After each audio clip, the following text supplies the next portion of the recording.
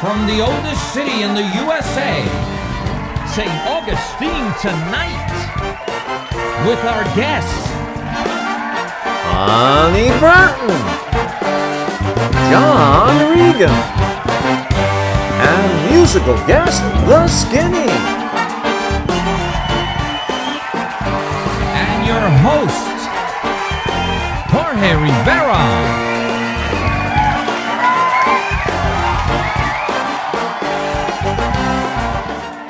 From the oldest city in the USA, St. Augustine Tonight. Oh yeah. Oh yeah. We're here at St. Augustine Ballet, also known as Abella School of Dance. And as you can see behind me, the Nutcracker. Yes, girls, be free, fly, little butterflies, fly. Yes, lovely, lovely. This whole ballet is getting ready for their Nutcracker, which will be December 16th and 17th. Don't miss it. It's at the Lewis Auditorium. It'll be their 9th year that they do this Nutcracker, and it's stunning. The music, great reviews. First Coast TV covers it also, so we love it. And we want to thank Abella School of Dance, so St. Augustine Ballet.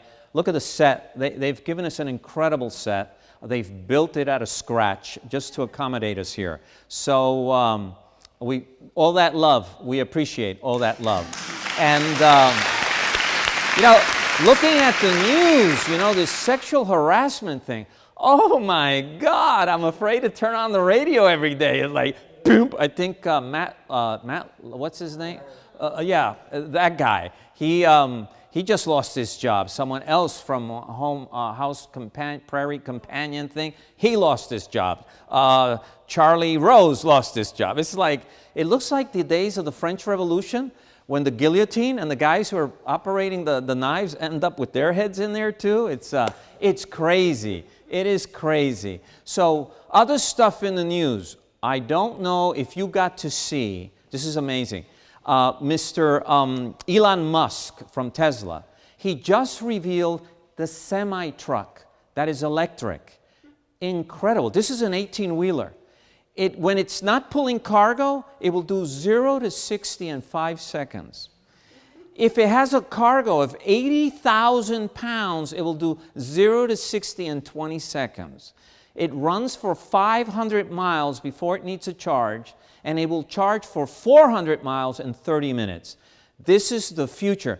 If you look at the cockpit where I'll call it a cockpit, where the truck driver sits, it is so minimalist and so beautiful, you feel like he has to wear a suit to drive the truck. I mean, it is very incredible. On top of that, he also revealed his new Roadster. Remember he had done a Roadster? Well, I think it went 225 miles distance, range. This new Roadster, which will be available in 2020, will have a range of 650 miles. It will do 0 to 60 in 1.9 seconds. This is faster than any car out there. It will do 0 to 100 in 4 seconds. This guy is just the future. And they unveiled these new machines, and I was like, my jaw is dropping. The technology is just moving so fast. Talking about transportation, in England now, they just started a program or project. They're using coffee grounds to power their buses. So they take coffee, they collect the coffee grounds that are used, they run them through a process, they pull in oil out of them, they combine that oil with something else, and they run buses, and you don't have to do anything to the motor. Everything stays the same. They're hoping that in 3-4 years, they will run 1/3 of the buses in London with coffee grounds that they collect. This is really like, whoa, way out there. And our last little piece of news is, I think America's getting a princess. Yes. If you heard, Harry is getting married to an American actress. It's funny because the British call her an actor. Okay, they won't use the word actress. They will call her an actor. And I think she's from California. She's of mixed race. And it's so interesting because she's a divorcee. And there was a king who had to abdicate the throne because he fell in love with an American divorcee in the 50s, I believe that was. And it was in the 60s? Oh, in the 30s, I'm sorry. And so it's funny that all these years later, here's a prince marrying an American who is a divorcee, and they're handling it just fine. They're just happy, and everyone, wherever they go, there's smiles and applause. So I wish them great happiness. They're planning to marry in May, I believe, the wedding. And that must be crazy. You go on a blind date and you end up with a prince. Now you're going to live in castles. Your whole life is going to drastically change. And talking about royalty, that's our guest for today. We have royalty. We have Honey Burton, who is the lady behind the tango in St. Augustine. We have our city manager of St. Augustine, John Regan. We're going to ask him some tough questions. And our musical guest is the Skinny. And ladies and gentlemen, when we come back after these messages, we're going to have the Skinny playing us a little tune. Be right back.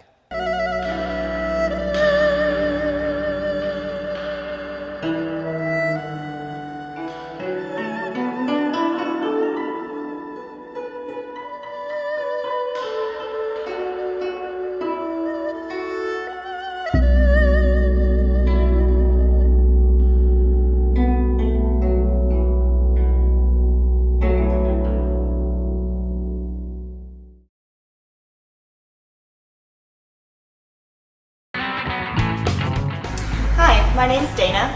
I own Sweet City Cupcakes, and we're located at 233 West King Street.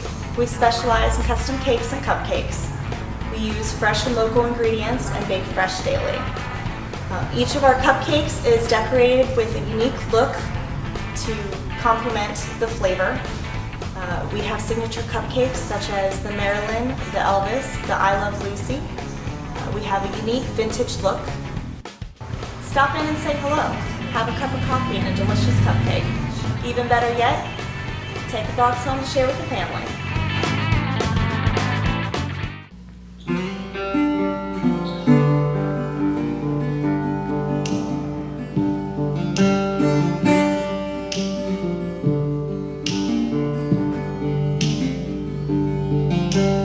Like had crossed my path today, won't happen twice. I made it down to the cellar, Lola felt it, old as ice. Heard the rain calling my name, singing in the snow. Now a little tremor was running through my veins, telling me it's time to go. Rolling low, rolling low, rolling low. Tide is high, tide is high, rolling low. Time to go, rolling low.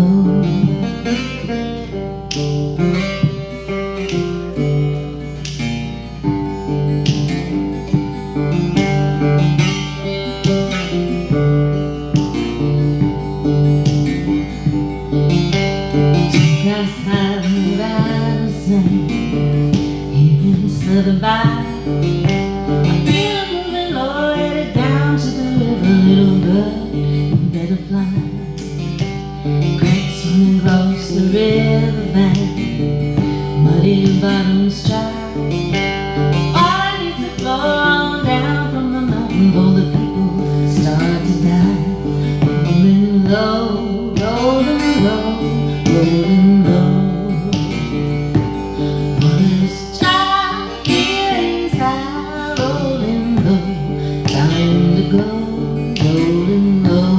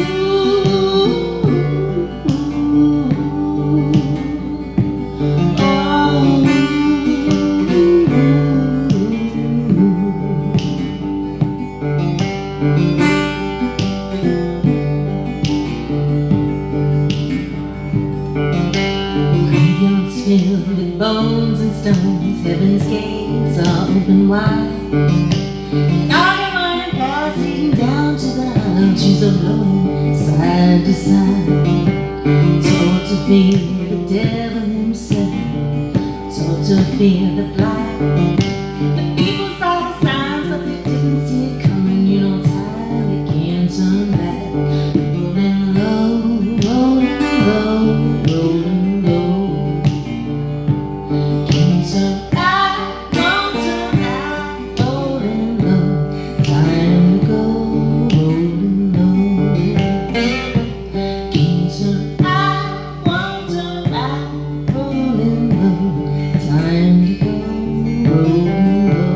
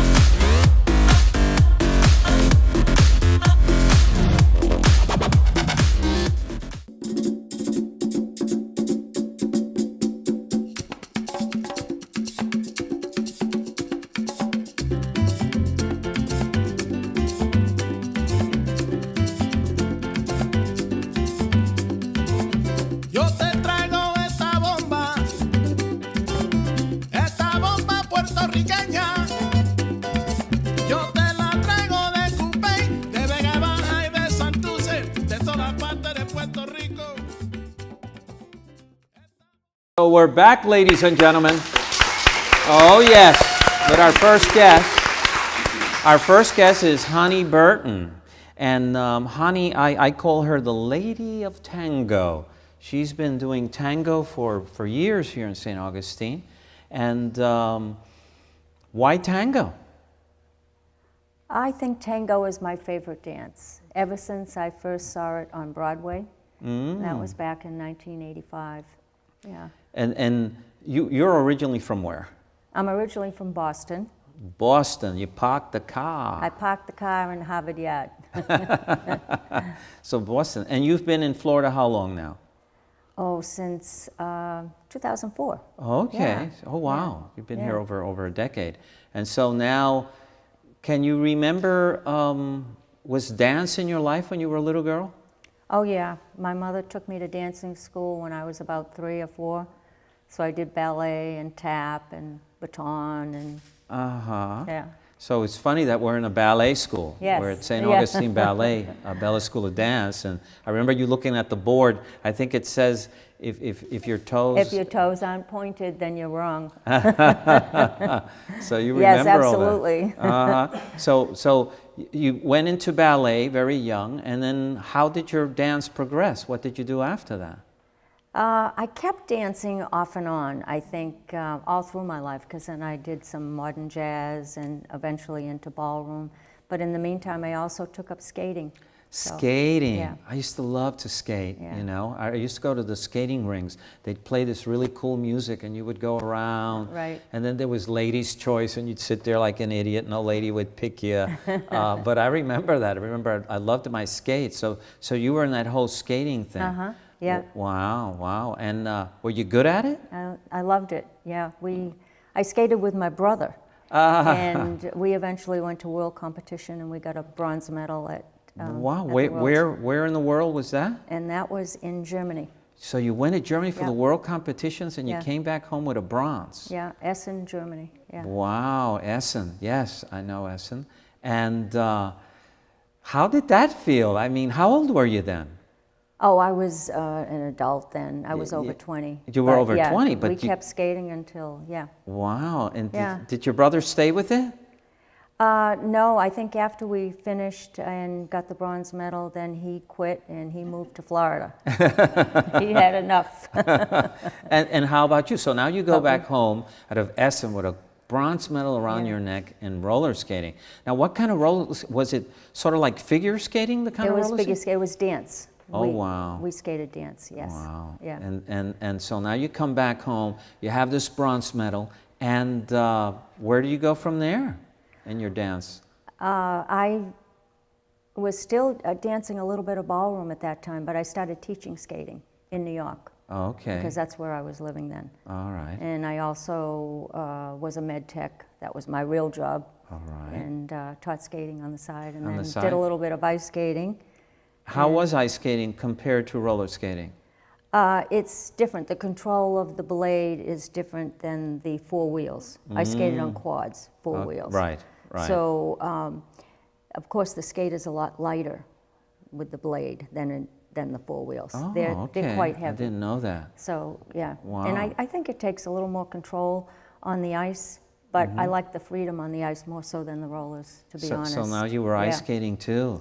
Yeah. And I know that in Jacksonville you were teaching ice skating. Yes. Weren't you? Yeah. And when I remember once you said to me, yes, I'm teaching ice skating. Florida, ice skating? Yeah. Yeah, they have a ring up in Jacksonville. Yeah. And you teach people out there. So now you were doing that, and you were doing ballroom. So I guess you've danced everything from cha-cha-cha to salsa to rumba. And then suddenly you run into, when was the first time you ran into tango? We went to a show on Broadway. I think it was 1985. Okay. And it was Argentine Tango. So I was just curious about it. So we went to see it, and I just loved it. It And was yeah, so it was a real spectacle. I said I have to learn that dance. Uh-huh. What do you think you find? What do you think you find in tango that you don't find in rumba and cha-cha and bachata and all that stuff that's out there? Because I think the other dances are, a lot of them are happy dances, and you learn steps and you just perform your steps. It's like a routine. Mm-hmm. But when you get into Argentine Tango, it's more than a dance. It's much more than a dance. It's almost like a language. Yes. Of two people. It has its own life. It has its own soul. Yeah, because tango is the only dance that when you see a couple, if they're dancing, a couple is dancing tango really, really well, when they finish that thing, the whole audience goes, ah. It's like everyone was like holding their breaths because they just get drawn into the movement and everything like that. You get so involved in the dance. You know, you listen to the music. You have to listen to the music. Right. And so when you feel that connection to the music, and then the connection to the steps of the dance, and the connection to the partner, you have to be connected to the person that you're dancing with.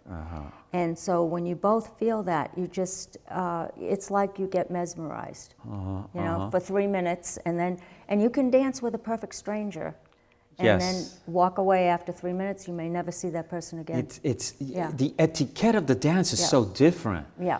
People are really serious when they come to dance. You know, they Yes. don't want to talk. They, you know, like in salsa, you're dancing, hey, so you're from here, and blah, blah, blah. But in tango, it's a whole different etiquette, a Yes. whole different social And chemistry. that's funny that you say that, because I was dancing not long ago, and I don't remember what it was. It was at a ballroom dance, and so we were. My partner was talking to me, and through the whole dance, he never stopped talking. and part of the conversation said, "I want to learn Argentine tango," and I felt like saying, "Well, you're going to have to learn to stop talking." And so it's like you just perform steps and you just go through the routine. Right, Yeah. right. And the whole thing of tango is, I got drawn into it. I dance a little bit, and I love it. Oh, yeah, you dance. But Of course you dance. I love it. I knew tango through song in Yes, Latin America. yeah. Carlos Gardel, watching those old movies in a channel which was the only channel on at 1 in the morning. You'd catch these old movies of Carlos Gardel, and that's how and I didn't know it as a dance until many years later, you know. But it was a naughty dance, wasn't it, tango at the beginning? Well, that's the reputation that it has, and I think that's part of the myth. You know, they like to keep that myth going because it draws people in. But they were very ordinary, hardworking people that created the dance. Right. They were the immigrants, and their life was hard. When they first went to Argentina, they expected the streets to be paved with gold, and they expected to make a ton of money and maybe go back to their homeland, but that didn't happen. Right.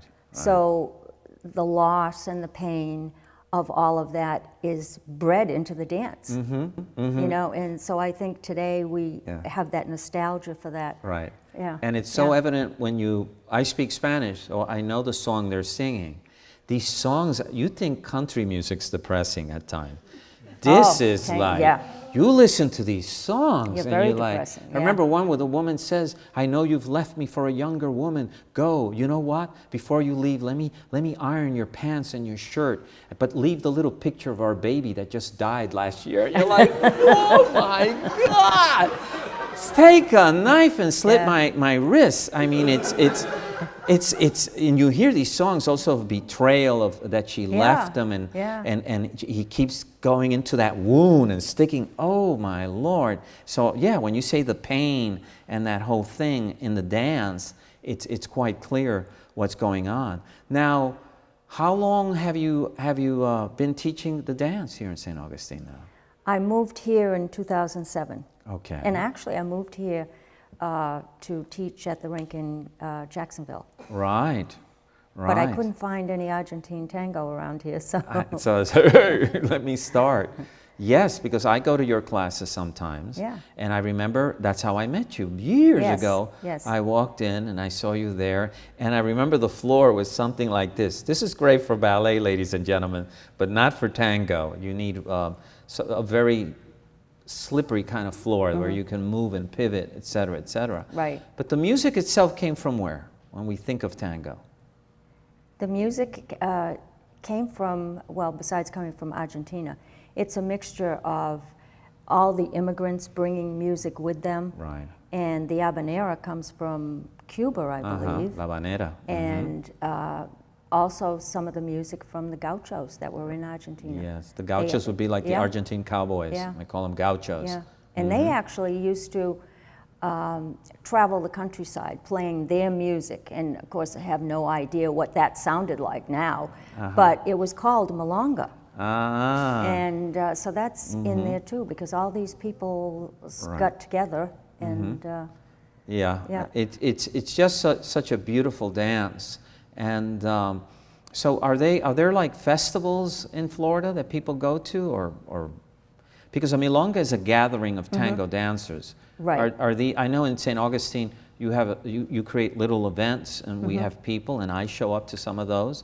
But I know in some parts of Florida it's huge. It's huge, especially in Miami. That would be the biggest. And Tampa has a big theme. And Tampa is getting bigger now because some of the big tango masters have come there, relocated. Right. Like Fabian Salas, for instance. Fabian and Salas. So he lives there now. Right. So he'll be having another festival in January. Right. I went to a festival in Miami years ago. It was 5 days. Oh, yeah. Every joint in your body hurt after 5 days. It was like you took lessons from 9 in the morning to 7 o'clock in the afternoon. You went to the hotel, you took a shower, you ate something, and then you came to the dance that started at 9 o'clock to Right. 4 in the morning. Yeah. After 5 days, you needed a big, you were like, please, someone, please inject me with something, you know, yeah. Yeah. But I met people from all over the world. Yeah, exactly. It's amazing, Yeah. the cult following that. Of the music that's out there, who are some of your favorite? I think Carlos de Sali is one of Okay, my de Sarli, favorites. yes. I also like Pugliese, Pugliese, Yeah, yes. he's great. Yeah. and Troy Lowe, How about Piazzolla? and Piazzolla. Of Oh, you course, like yeah. Piazzolla? Yeah. Piazzolla was a whole new reinvention of the dance. I mean, he got into fistfights Yeah. because people thought that he was destroying the original tango. All he was doing. I had a teacher once that someone was angry that people were bringing foreign words into Spanish. And the teacher said to the student, a language that takes words from another language is not destroyed, it's enriched. And that's what he was doing with tango. He was enriching it, making it even more difficult Yes. and more complicated and more exotic. And I love it. Yeah. So where did you give classes then? Now I Yeah. give classes at Dancing with Victoria Studio. When is that? If someone wanted to go that's- dance, when would they go? Usually Saturday afternoons Okay. at 3 o'clock. At 3 o'clock. most Hey, Saturdays, yeah. Victoria's. You also teach at Flagler, am I And, right? Yeah, right now I have a course at Flagler College, and that's on Thursday nights. That's the ACE program, the Adult Continuing Education Right, the program. continuing education program. Hey, you want to get your shoes. Now, in tango, I mean, the ladies dress to kill in tango. And of course, I think it's very prejudiced in the way that you go to these tango events. Women have thousands of shoes, and men have like 3 kind right there, you know? A brown, a black one, probably a maroon one. It's hard for men to find shoes, but women, they love shoes. Yeah. I don't know. So I thank you for coming on the show. One day we will have hundreds of tango dancers. I saw you in the continuing education little celebration, and your troupe performed tango. You guys were lovely, and keep doing what you're doing. Thank you. And you're enriching this community with this dance. And I love it myself, and I love that you could make the show. Let's give Honey Burton a hand. Well, thank you. Thank you so much for having me on. today. You're more Yes, than welcome. yes. And that's for you, a little toast here. thank And you. que viva el tango. All right, thank you. My name is Manny. I'm the owner of La Gerencia Cafe. We're located at 4 Abella Street, the oldest street in the oldest city in the nation. Our menu features breakfast all day and lunch. We have a variety of omelets, a variety of sandwiches, Cuban sandwich, medianoches, Elena Ruth, pork sandwiches. We also have a feature item, which is it's called the Guajiro, which is was featured in a PBS special. Some of our house specialties is ropa vieja, typical Cuban picadillo, and roasted pork with black beans and rice and plantain. Cuban coffee, Cuban espresso, café con leches, cortaditos. We have a selection of domestic and imported beers and a selection of wine. We also make our own mimosas and sangrias. So next time you're in St. Augustine, pass by the oldest street and come into La Gerencia and have good food, good friends, and a good time. And by the way, se habla español. Hello, I'm Grant Paxton. Welcome to Foxtrot Creative Studio. Let me show you what we do. We've been in business for 3 years now. We can create different graphics for you, ads, mailers, flyers, business cards, logos, and even websites. And we're also a printing company as well. So we can create for you the design you need and then the final product. We can usually get you with a design, we can get you a brand new business card in less than 2 days. Okay, we're back, everybody. And we're back here at St. Augustine Ballet, also known as Abella School of Dance. He's been so kind. Look at this. This is wonderful. And we have our second guest, John Regan, who is the city manager of St. Augustine. This is the guy who manages this city. And I don't want that job. No, I don't want that job. So John, I'm so glad you could make the show. I think we had you for the first show. We were trying, and then that hurricane hit. And that was the last one. Yeah, which one? Irma. Okay. And Irma, we had to cancel that show, and the venue we wanted to do was also flooded. So tell us, where are you originally from? Where were you born and grew up? Well, I'm originally from Miami, so Okay. I grew up in Miami, and my family moved out when I was 15, a little further up the coast to Stuart, Florida. But I grew up in a period of Miami of living on the beach and sailing and fishing. So you're a Floridian. I am. 100%. And so now you went up to Stuart. You went to school there and all that? I did. I went to high school for 2 years in Stuart, and then we moved to Vero Beach, and I graduated from Vero High before going to the University of Florida. Oh, so you went up to Gainesville then, to Yeah, the University that's right. of Florida. Go Gators. Oh, go Gators. And how did that go once you were there? What did you study? Well, actually, I started in pre-med. Pre-med. But over time, I decided to go into environmental engineering. Was that kind of new at the time? Environmental engineering? It was somewhat new. It's a subdiscipline of civil engineering. Oh. Okay. So it's much more about biological systems, dealing with natural phenomena, and harnessing nature to do what we need to do, which that's what a treatment plant is. A wastewater plant is just concentrated nature doing its thing. So did you enjoy that? I mean, was that a great? Much so. Yes? Yeah, sure. So the principles of environmental engineering are noble to minimize man's impact on the natural environment. Which is all the rave now. We see it. And so then, once you left school, were you able to work in that? I did, actually. I worked for the utility company in college and did high-level statistics and relational database management of environmental data. Okay. So my first job out of college was a research project, which was fairly new at the time, looking at man's impact on groundwater quality. Groundwater, and so it was important. a statewide research project, working with water management districts, establishing what is natural water quality, the hydrogeology of the state, the geology, and then looking finally at the interrelationship between man and water quality. Could you say that Florida is a very, very rich water state?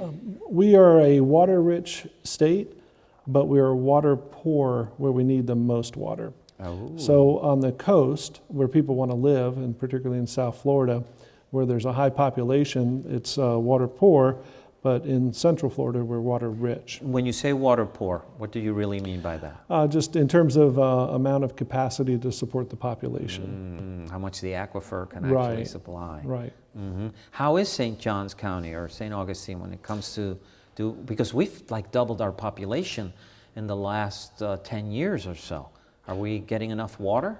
Well, there's enough water, and the good news is the county does, as does the city, extensive planning for long-term water resources to match capacity and minimize impact on the environment. It's a little easier for the city of St. Augustine because our population doesn't really grow. Our population as a city in our supply system is relatively a slow-growing system, but the county has many challenges. And so that's why we see the county doing so much in reclaimed water, water conservation, as does the city. But we're a little bit fortunate that we don't have, that type of exponential growth in the city. Right. And so how did you end up in St. Augustine?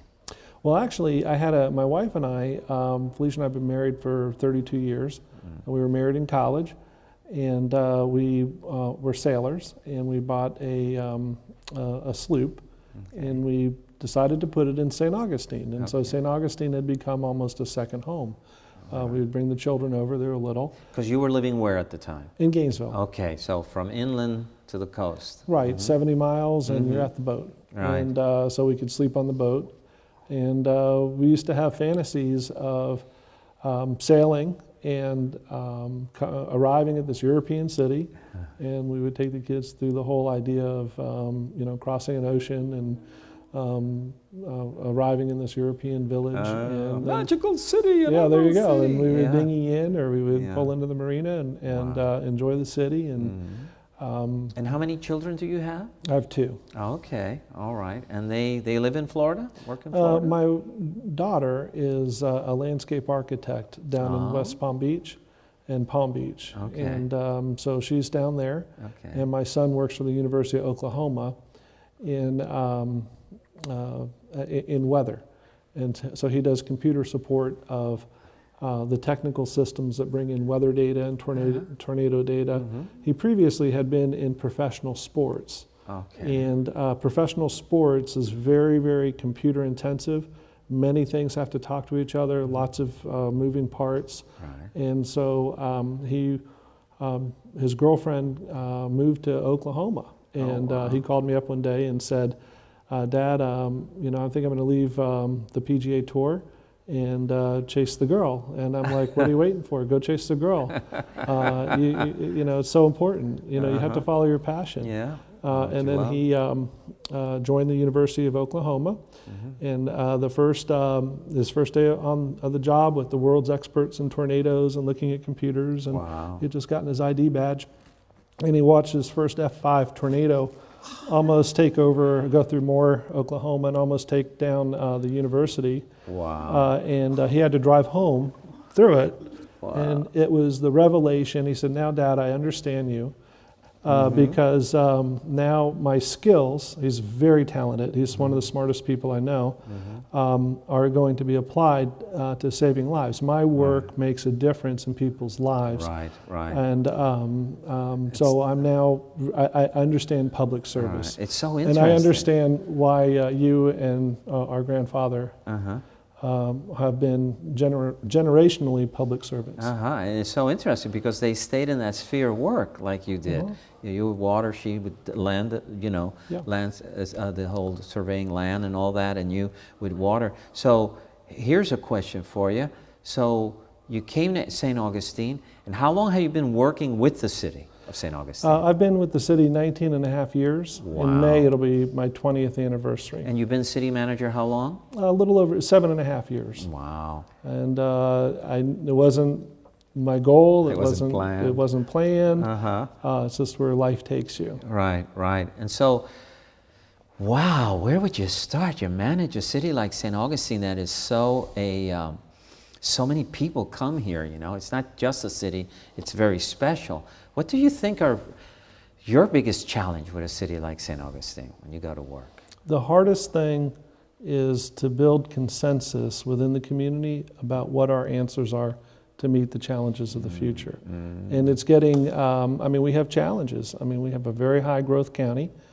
We have challenges in mobility. We have changing laws. We have new problems dealing with homelessness and panhandling, which are really a challenge, but we've got a great plan to deal with it. Okay. And just keeping, not losing the European identity and the charm of St. Augustine. St. Augustine is a small city, and we have to be careful not to lose those values that brought us here in the first place. Sometimes I feel citizens don't value the people who actually make their place of living to function properly. I think because they don't know the details. But what do you think is your biggest reward when you go home every day and you've left a job and you dealt with a challenge, like the hurricanes, for instance? What do you think is your reward? Sure. Well, the first thing in city management and in government, there's no real clear definition of success. It's not like being the CEO of a corporation where you know exactly what defines stock success, prices, all that and stuff. everybody's on the same team. So you have to know how to find your own inner joy in the work. And for me, it's really a very simple concept in that despite all the rhetoric and all the issues that happen, at the end of the day, I go home and I know exactly what we did as an organization. I know that we saved lives today. I know that we solved crime. I know that we delivered water and wastewater to the toughest standards in the world and protected the ecosystem in doing that, which that is the single most important reason we live and have the lifespan that we have. Right. The combination of medicine has no comparison to the fundamentals of clean drinking water and central sanitary treatment to control waterborne disease. Right. And I know that we can all have our disputes and we're all going to go home safe. So to me, I know that we do that every day. Right. And I get to go home and say, I'm the CEO of the organization that does that for the community every single day. And I find that to be very noble work. And the people that do the work for the city are, the reality of it is most people that work for the city, not me, are taking a personal risk on your behalf. Police, we understand police and fire, Right. okay? Could never understand running around with a gun chasing people around or jumping in a burning building, but we have people that will do that. They'll put it on the line every day. Right. But the most dangerous jobs are actually in public works. And so public works, where our workforce deals with waterborne disease, with accidents, with cave-ins, the complexity of heavy construction. That is the highest risk professions in the city. And so about 2/3 of everybody at the city is doing something for you.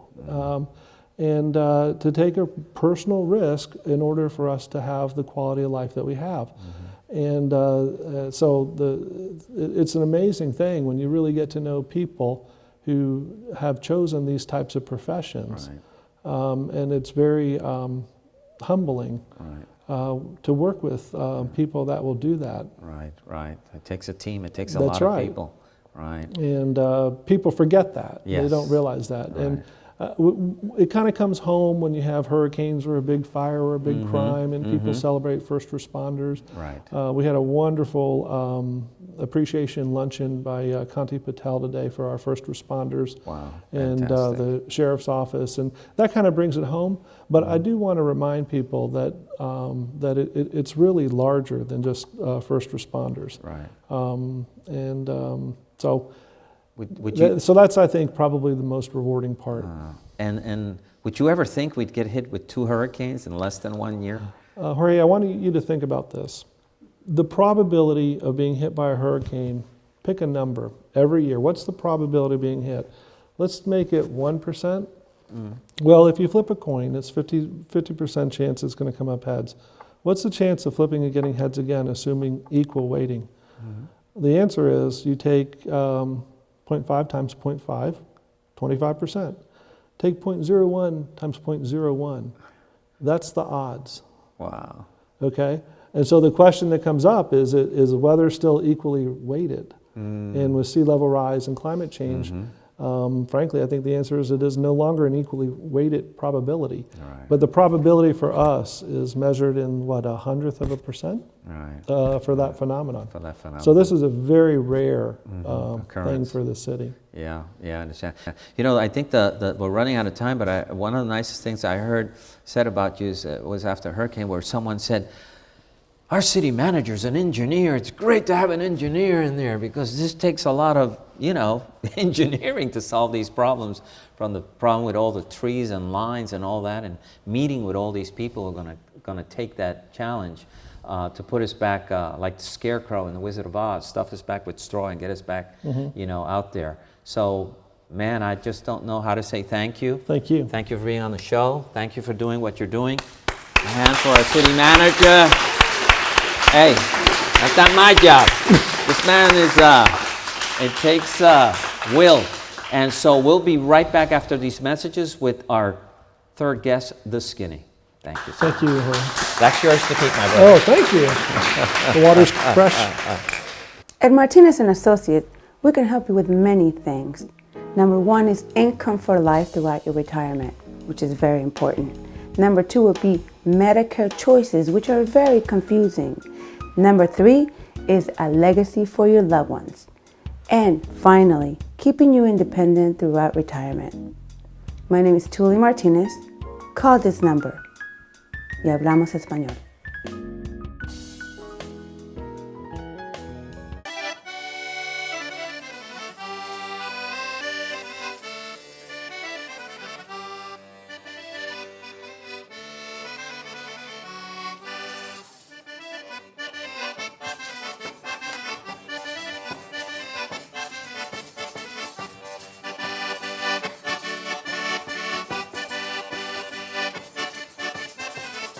Appena arrivato Our ingredients are mostly natural. It's palm oil, coconut oil, olive oil. We put cocoa butter, shea butter, and real silk in our soaps.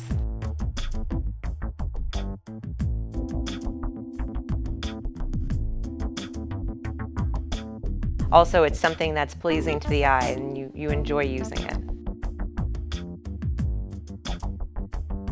Come visit us at Antoinette's Bathhouse. Hi, I'm Carla Wagner. I am the owner of what we call in the hood the Triple C's, and that stands for the Corazon Cinema and Cafe, here located at 36 Granada Street. And how many theaters you got in that lovely place? Oh, you haven't been to the Corazon? You need to come on out and see. Come on out. This is one, and this is Theater 2. Last but not least, Theater 3. So what kind of movies do you run here? Oh, we have a variety of different movies. We have classical, foreign, documentaries, you name it, we carry it. We're an art house, so we have a lot of different movies. That's right, you're an art house. Well, I gotta say, I like the way Triple C rolls. Yeah, that's Chaplin, love him. So, you can come here to socialize, you can come here for a great film, or you can come here and have a bite to eat too. So come and see us. Salud. Salud. I like this place. Oh, and by the way, we have a valued commodity, and that's lots of parking. We're back, ladies and gentlemen. We're back with the Skinny. Yes, yes. And your real names are? Pamela Fawcett. Taylor Fawcett. Okay, so you are a married couple. Yes. We are. Very good, very good. Music sounds much better, I say. You guys were wonderful at the beginning. Really enjoyed. Thank you. Enjoyed. That guitar you were playing, what's the story behind that square-looking? Oh, it's just I had an idea to build a guitar. I always wanted to make instruments, and that's my old art box from college, and I decided to kind of make almost like a cigar box style guitar, but a full guitar to play, and put a resonator in it so it has like a more, kind of a warm sound, but a little bit tinny, Yeah, yeah. But, I love the sound coming out of that thing. It was wonderful. Thanks. And you're singing, of course, the first time I ran into you was years ago, and you were singing jazz at that time. It was at the Joyful Court, and there was a trio, and you sang jazz. I loved it. I loved it. I was a fan. I was a fan because you said you were kind of trying it out. Yeah, I was learning how to sing jazz in front of everybody. Jazz so that is not was easy. Interesting. Wasn't Jazz easy, but it was fun. Yeah, and thank you. Oh yeah. So going back to you, where is home for you? Where did you grow up? Where were you born? Bradenton, Florida. Where? Bradenton. Oh, okay. Yeah. And how was that growing up there? Oh, loved it, and I went all the way through high school there before I moved here to St. Augustine to go to college at Flagler. Oh, so you're a Flagler alumni. Yes. Yep. Wow. Why Flagler? I just really liked it. I mean, not only was a great school for the price when I looked at it, but it also was, growing up on the beach, I wanted to stay near the beach, and then, looking at big schools like, UF and Florida State, I didn't really like the idea of being a big class. I like the smaller, atmosphere. Part of a crowd. Yeah, I like the, the feel of the school and the feel of the city too, because I was watching my town Bradenton blow up. Yes. In South Florida, and this town still had that old Florida smaller feel, and that's still the appeal that keeps me here now. Right. And home for you is? Well, it's here. It's Tennessee. Oh, also, Tennessee. My family's in Mountain Tennessee. girl. That's a beautiful state. Very. I drove to Tennessee and I never saw the sky as beautiful as I've never seen such a beautiful sky.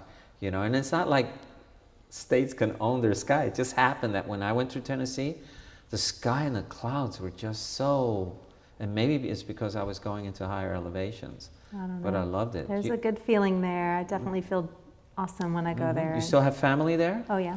Oh, wow. Yeah. So you go back every once in a while? I go a couple times a year and Okay. visit. So. And so you've been Keep in my St. feet Augustine how long? Like 23 years. Oh, wow. Long So this is time. really second home. Yeah. Yeah, And- I and can't how- leave. How did you meet this young man here? Oh, I just met him a really long time ago. I worked with some girls at a health food store, and they were going to college together, and we would hang out after work a little bit. And you were already dabbling with instruments and singing at that time? I was playing guitar a little bit and messing around.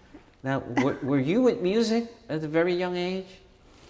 I played in a band at 18 years old back at Bradenton. Oh, wow. A rock band. A rock band? Yeah. And your instrument was? Was the bass. The bass? Yeah, I was a bass player You back still then. play the bass then? I do some.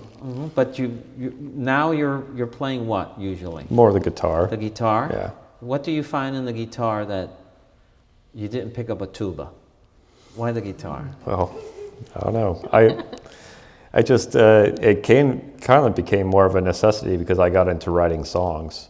And so I always played from the beginning writing songs. I wrote songs for that band I too. hear that a lot. And so I played guitar to write songs, but then I played bass in the band. So I hear that a lot. Yeah. People say that's the instrument to write.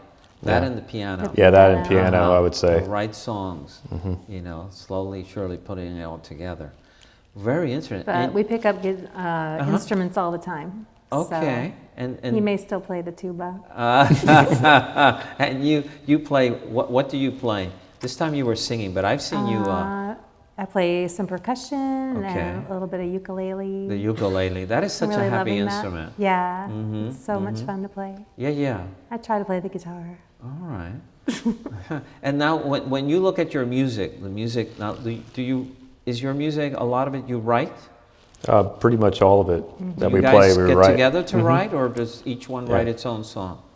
It's different? It varies, yeah. It varies? There's Okay. a few separate, Mhm. but mostly he'll start something and I'll come in and throw something into it, and it all just becomes Just one. a song together. Yeah, there's hardly a song that someone hasn't at least put one line into, or something, Okay. Uh-huh. And so for me, the question is, if I had to put your music in a genre, what genre would you be forced to be put in? You go in this box. Well, we call it Gypsy Americana. Gypsy Americana. That's what we decided. We struggled to come up with that one. Gypsy But it Americana. fits. I It's love perfect, it. I yeah. love it. Because I've heard lots of different Americanas. You know. It's hard to put music these days into a genre. It's so Yes. diverse. And I think musicians hate that, that you're forcing them to be in a box when they feel that they kind of go into a lot of different fields. It's not just corn or soybean, we grow other stuff a lot of here. directions. Yeah. A lot of influences, Well, on that whole comment, who influenced you? What artists did you see growing up that you were like, wow, that's amazing? Elvis. Okay. Bobby Gentry, she's my hero. All right. All Love right. her. Nina Simone. Oh, Nina. I really love Nina Simone. Mhm. That is a nation right there, right? And how about you? I'd say I grew up mostly on like Bob Dylan and Paul Simon and Tom Waits and These are things of that poets nature. too. Yeah. It's Poetry. funny because they're not Yeah. just musicians; they're poets, and their lyrics are so powerful. Especially Bob Dylan, who kind of was the voice of a generation. I mean, there were others, but he was a Joan Baez. I love Yeah, her. Leonard Cohen too. Guys like that. Al Yeah. Cohen, yes, and they're more than just music. It's a very strong message you relate to or not. Now, if you could play another instrument, what do you think you'd play? Well, I've been trying to figure out the piano. The piano. Yeah. Is it as difficult as they say it is? It's very difficult. What do you? Well, you already play an instrument. What makes the piano for you difficult? What do you find is the challenge to overcome with the piano? Well, it's just the way the fingering works is a lot different than the guitar. It's very percussive and with the fingers, but also I never learned how to read music, so I'm learning how to sight read, and play piano. So you you're know, learning so two things at the same yeah, time. so that's a a new challenge.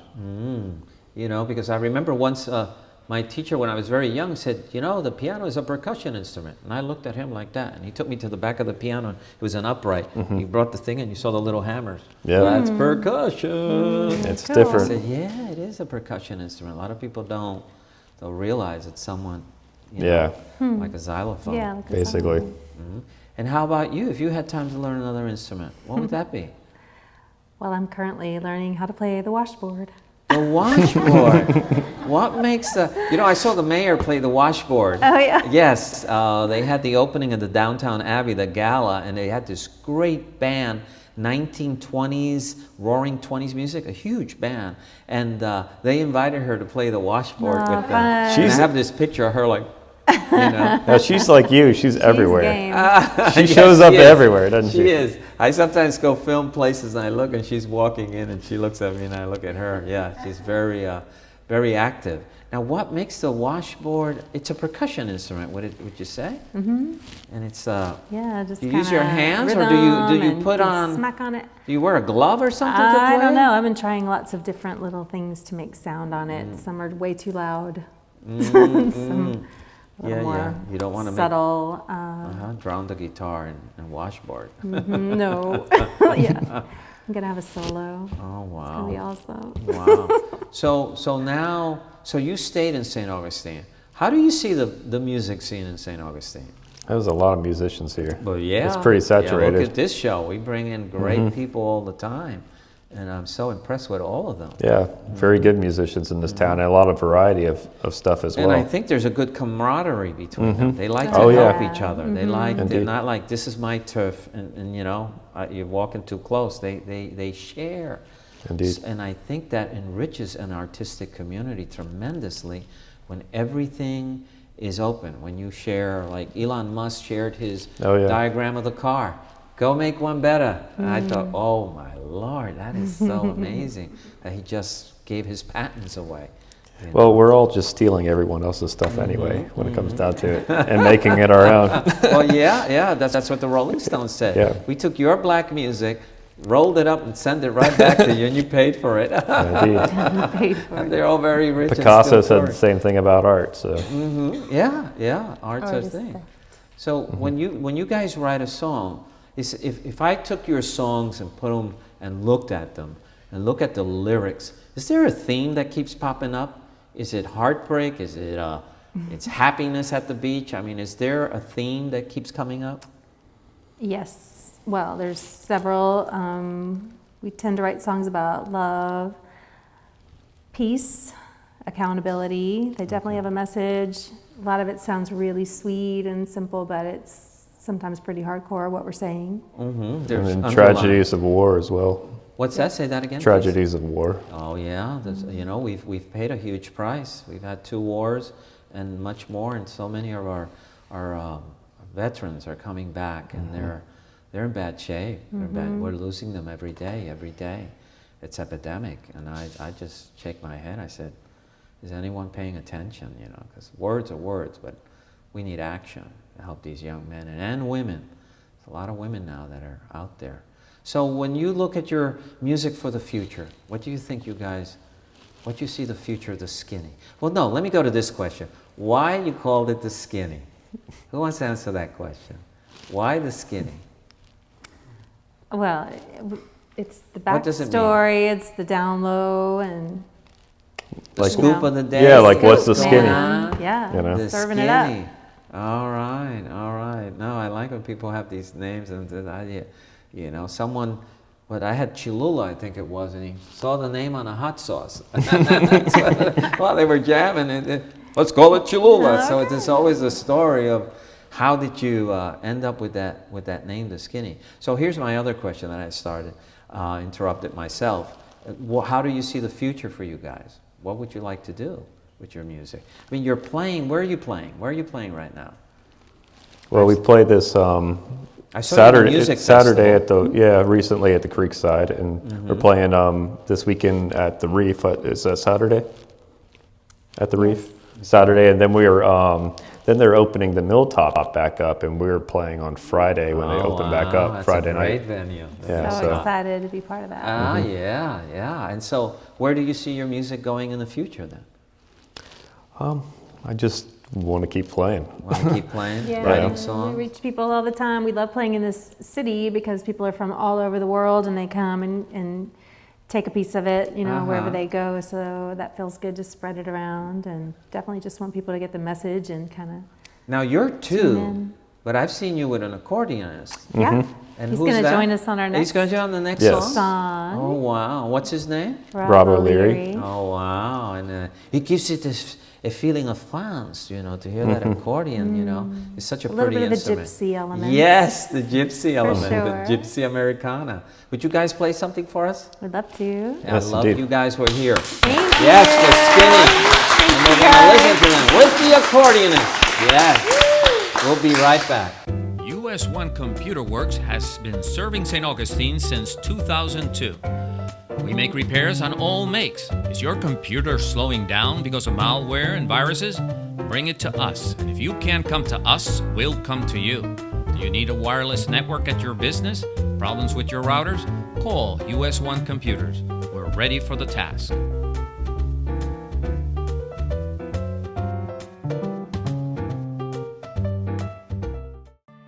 At St. Augustine Distillery, we're part of a new generation of American craft distillers. Family owned and operated, we are committed to making the best possible spirits using local agriculture. Our distillers make everything by hand, from mashing and blending to distilling and tasting each and every batch.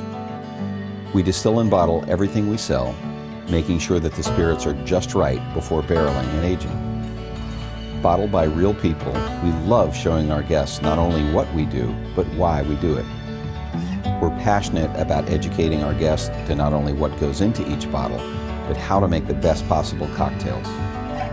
We love St. Augustine, and thanks to your purchases, we're able to give back to the community and help local organizations each and every day. Thank you for your support. Thank you for your support. Thank you for your support.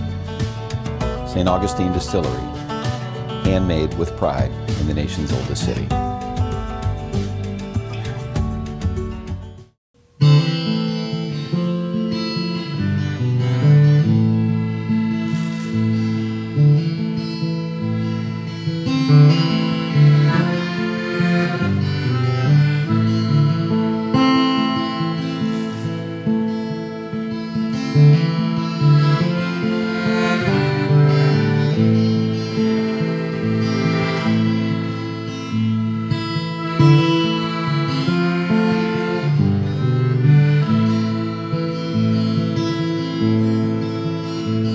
Some trail from the town leads in the valley.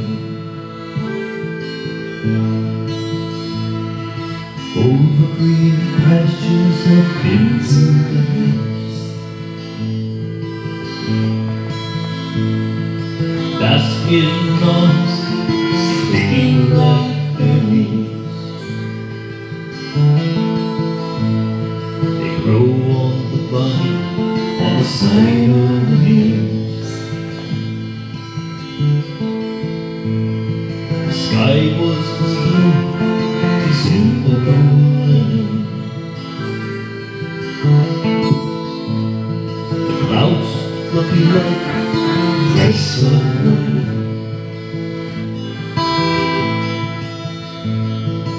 Off in the distance sounds like a swarm of bees buzzing.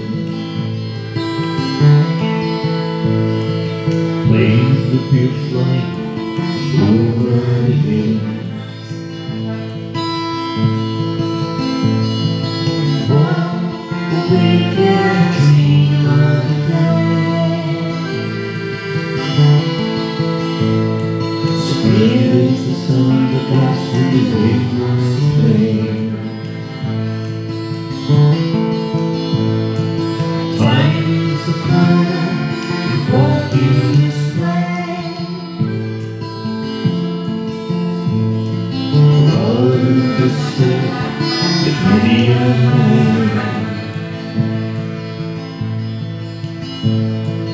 Flames fly flyover pastel bearings.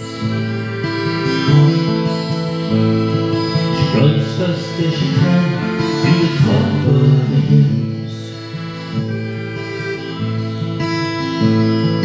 Bombs start to fall, exploding in sequence.